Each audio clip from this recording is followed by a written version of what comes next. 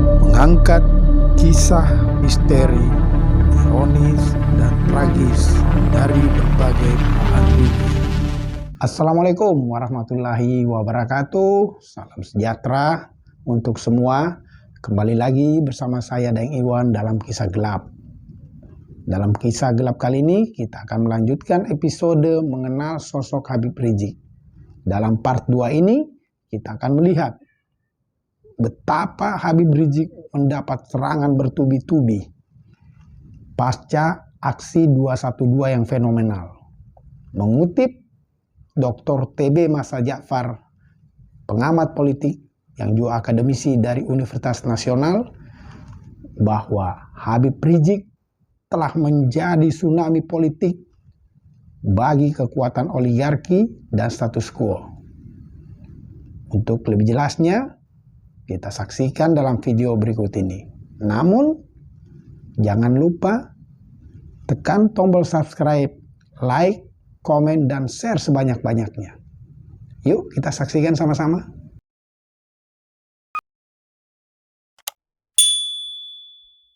Pada 26 April 2017, Habib Rizik Syihab atau HRS dan keluarga bertolak ke Arab Saudi, tepatnya ke kota Mekah untuk menunaikan umroh.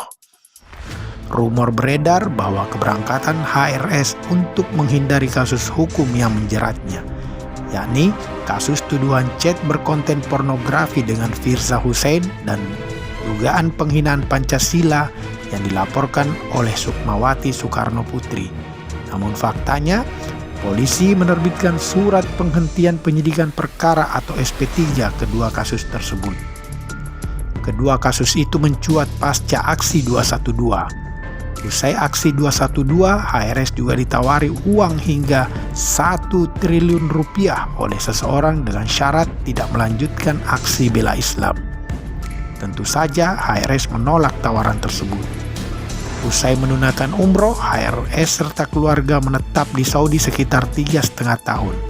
Selama di Saudi, HRS tak henti mendapat serangan dari pihak tertentu yang selama ini tidak senang dengan perjuangannya.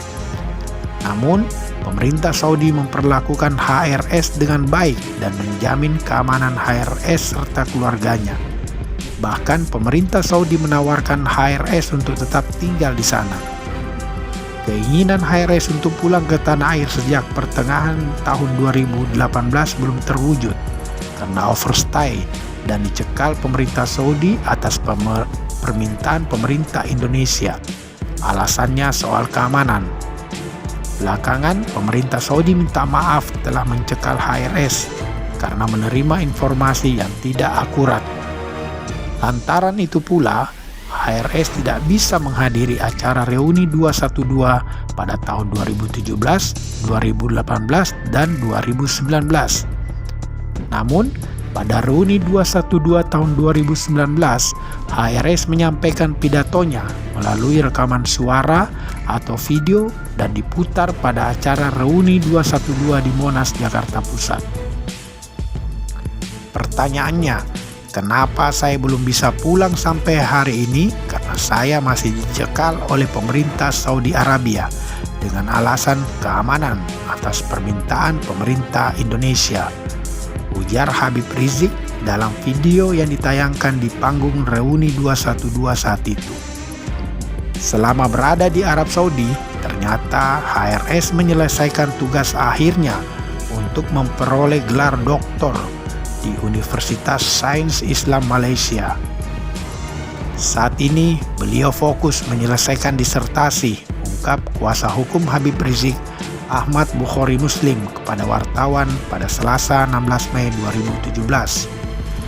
Di tengah kesibukannya menulis disertasi, HRS tak pernah letih menerima kunjungan para tamu, mulai dari masyarakat biasa, ulama, wartawan senior, hingga sejumlah tokoh politik tanah air, di antaranya Senator Fahira Idris, Fadli Zon, Amin Rais, MS Ka'ban, Ustadz Abdul Somad, Ilham Bintang, Habib Muhsin, Sudirman Said, Salim Segaf Al-Jufri, Jazuli Juwaini, bahkan Capres Prabowo Subianto. Pada Selasa 10 November 2020, HRS kembali ke tanah air disambut ribuan massa di Bandara Soekarno-Hatta atau SUTA yang meluber hingga ke jalan-jalan menuju Petamburan, Jakarta Pusat. Massa yang menanti kedatangan HRS sudah berada di sekitar Bandara SUTA sehari sebelumnya dengan menginap di sejumlah hotel sekitar Bandara SUTA. Setibanya dari Saudi, HRS kembali mendapat cobaan bertubi-tubi. Mulai dari kasus kerumunan di Petamburan, kerumunan di Megamendung, dan kasus tes swab Rumah Sakit Umi Bogor. Akibatnya, HRS dan menantunya Habib Hanif Alatas harus mendekam di penjara dan HRS membayar 20 juta rupiah. Dalam kasus kerumunan Petamburan, sebanyak 5 pimpinan FPI ikut divonis penjara 8 bulan. Masing-masing Ustadz Sobri Lubis, Ali Alwi Alatas, Idrus Al-Habsyi, Haris Ubaidillah, dan Maman Suryadi. Sedangkan untuk kasus Rumah Sakit Umi, selain HRS dan Habib Hanif, ikut divonis penjara di Rut Rumah Sakit Umi Bogor Dr. Andi Tatat. Pada 20 Juli 2022, HRS dibebaskan bersyarat dari penjara. Untuk itu, HRS wajib lapor ke Balai Pemasyarakatan atau Bapas Jakarta Pusat hingga 10 Juni 2024. Saat HRS mendekam di penjara, Front Pembela Islam atau FPI dibubarkan hanya dengan dasar surat keputusan bersama atau SKB 6 Menteri tanpa melalui proses pengadilan. Sementara pengurus FPI lainnya Munarman divonis 3 tahun penjara atas tuduhan terkait terorisme, meski hal itu dibantah keras Munarman. Kita sabar dengan segala yang memang kadang gak masuk akal dan gak masuk nalar. Kita semua tahu kasus ini seperti apa. Beliau divonis terkait pasal 13, yaitu menyembunyikan teroris, kata kuasa hukum Munarman, Aziz Yanwar. Beberapa waktu sebelumnya, pada Senin 7 Desember 2020, 6 laskar FPI ditembak mati oleh aparat pada peristiwa kilometer 50. Masing-masing Ahmad Sofyan alias Ambon, Faiz Ahmad Syukur, Andi Oktiawan, Muhammad Reza, Lutfi Hakim, dan Muhammad Suci Kadafi Putra. Sementara kedua tersangka yakni Bribka Fikri Ramadan dan Ibda M. Yusmin Ohorela divonis lepas oleh Majelis Hakim Pengadilan Negeri Jakarta Selatan. Kasus ini menjadi sorotan publik dalam negeri maupun internasional karena dinilai syarat rekayasa dan tergolong unlawful killing atau pembunuhan di luar proses hukum oleh aparat. Polisi beralasan awalnya hanya ingin melakukan pengintaian terhadap HRS sebab polisi menerima informasi adanya rencana aksi massa persaudaraan alumni atau PA212 ke Polda Metro Jaya terkait kasus pelanggaran protokol kesehatan yang dituduhkan kepada HRS. Namun, buntutan itu berakhir dengan tewasnya 6 laskar FPI yang dianggap melakukan perlawanan menggunakan senjata api dan senjata tajam. Namun, pihak FPI membantahnya karena seluruh anggota FPI termasuk laskar tidak diperbolehkan membawa senjata tajam, apalagi senjata api yang mustahil dimiliki anggota FPI. Publik pun mempertanyakan 4 laskar FPI yang tewas tertembak saat dalam kekuasaan aparat. Kementerian Luar Negeri Amerika Serikat mengeluarkan laporan pelanggaran HAM berjudul 2021 Country Reports on Human Rights Practice Indonesia. Salah satu yang disorot dalam laporan itu adalah kasus HAM pembunuhan 6 laskar FPI. Kasus ini semakin menjadi sorotan publik saat terjadi pembunuhan anggota polisi Brigadir Yosua yang melibatkan Kadif Propam Mabes Polri Irjen Verdi Sambo, istrinya Putri Chandrawati, dan sejumlah oknum perwira tinggi kepolisian. Pasalnya, Verdi Sambo dan sejumlah oknum polisi yang terlibat dalam pembunuhan Yosua juga ikut menangani kasus kilometer 50. Verdi Sambo saat menjabat Direktur Tindak Pidana Umum atau Dirtipidum Bareskrim Polri sempat menangani kasus kilometer 50. Setelah menjabat Kadif Propam Mabes Polri, Verdi Sambo menurunkan 30 anggota timnya untuk melakukan penyelidikan kasus kilometer 50. Salah satu bawahan Verdi Sambo di Satuan Tugas Khusus atau Satgasus Merah Putih, yakni AKBP Handik Zusen, bertugas sebagai komandan operasi pengejaran HRS dan pengawalnya terkait kasus kilometer 50. Dalam kasus pembunuhan Yosua, Handik Zusen diduga melakukan obstruction of justice dengan mengatur jumlah selongsong peluru untuk memberi kesan adanya tembak-menembak di rumah dinas Verdi Sambo. Karena itu, Handik Zusen dicopot dari jabatannya sebagai Kasubdit 3 Dit Reskrimum Polda Metro Jaya.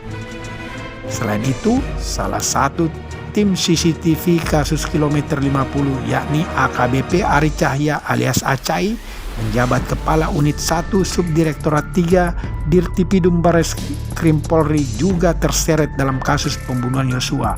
Akibatnya, Acai dimutasi ke pelayanan markas atau Yanma Polri. Kapolri Jenderal Listio Sigit pun berjanji akan memproses kasus kilometer 50 jika ada novum atau bukti baru. HRS pun mendukung pernyataan Kapolri untuk mengusut kembali kasus kilometer 50. HRS berpendapat ada kesamaan antara kasus kilometer 50 dan pembunuhan Yosua, yakni syarat rekayasa. HRS menyatakan novum baru bisa ditemukan jika CCTV kilometer 50 ditemukan. CCTV kilometer 50 diduga disita oleh polisi yang sama terkait kasus pembunuhan Yosua. Namun hingga kini kasus kilometer 50 tak kunjung diproses kembali. HRS pun bertekad akan membawa kasus ini ke Pengadilan HAM Internasional. HRS menyatakan kasus kilometer 50 mengandung unsur unlawful killing, extrajudicial killing, obstruction of justice, dan abuse of power. Ini semua pelanggaran HAM, bukan sembarang pelanggaran HAM. HAM berat. Kenapa? Karena ada 4 norma yang dilanggar yang telah menyebabkan 6 warga sipil tidak bersalah kehilangan nyawa, diperlakukan secara keji dan biadab, melanggar hukum, tegas HRS. HRS mengingatkan apabila kasus kilometer 50 tidak diproses kepolisian maupun forum internasional, maka insya Allah akan diproses di pengadilan akhirat. Takbir! Sallu ala Nabi. Demikianlah kisah gelap kali ini. Sampai bertemu dalam kisah gelap berikutnya. Wassalam.